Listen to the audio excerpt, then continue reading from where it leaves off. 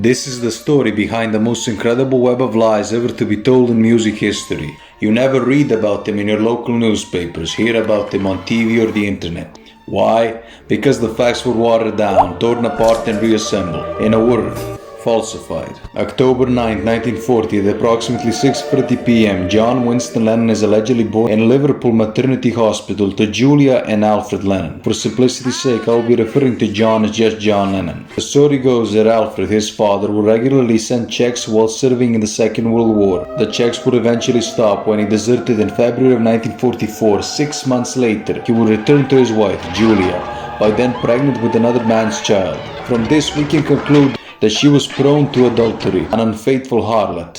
Besides this, Julia had proven to be incapable of motherly life, and combining this with her absent husband resulted in John being raised by a childless uncle and aunt. His aunt Mimi was okay, but still actively discouraged John Lennon to play the guitar, even going far as saying, "The guitar is very well, John, but you will never make a living out of it."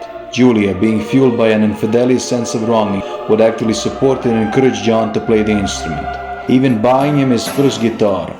But on the 15th of June 1958, she would be struck by a car which would displace her 30 meters, and she would eventually die instantly upon impact. This will leave an everlasting scar on John Lennon.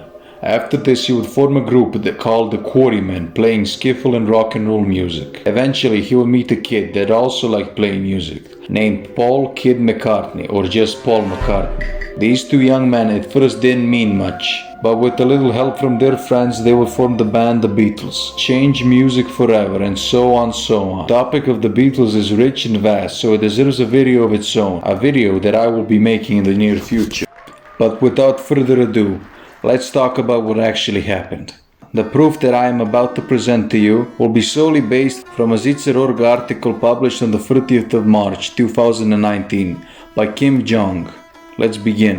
As previously mentioned, Julia was not capable of motherly life and gave away John to her sister. The reason for this being that she was working for the crown as a spy, gathering intelligence in Prague. Here appears a man by the name of Dragoljub Draža Mihailović, a Serbian Yugoslav army commander who arrived in Prague on the 22nd of May 1946 as a part of an attaché. There he would stay to May of 1947, during which time he met Julia and the two would fall in love. Kim Jong then mentions that Julia would spend the 1940s in Switzerland, while Draža was in Slovenia, and after some time their relationship would culminate in her becoming pregnant and eventually giving birth to John. Her cucked husband, Alfred, would eventually find out, and he would be absent for most of John Lennon's life since he had nothing to do with him. Kim Jong further adds that the Ustašas, or Croatian version of the Nazis, would find out about Draža's lover and son, so they would have Julia killed by the aforementioned car accident. Additionally, Kim Jong further adds that John Lennon dodged multiple assassination attempts throughout his life, but the Ustašas would eventually succeed by paying the drug consumer David Chapman to kill John Lennon in 1980. Now, what further adds fuel to the fire that is this evidence is the uncanny resemblance of John and his biological father, Draža, and not to mention the famous John Lennon glasses. Yes, they were first worn by his real dad, and yes, he is his real dad.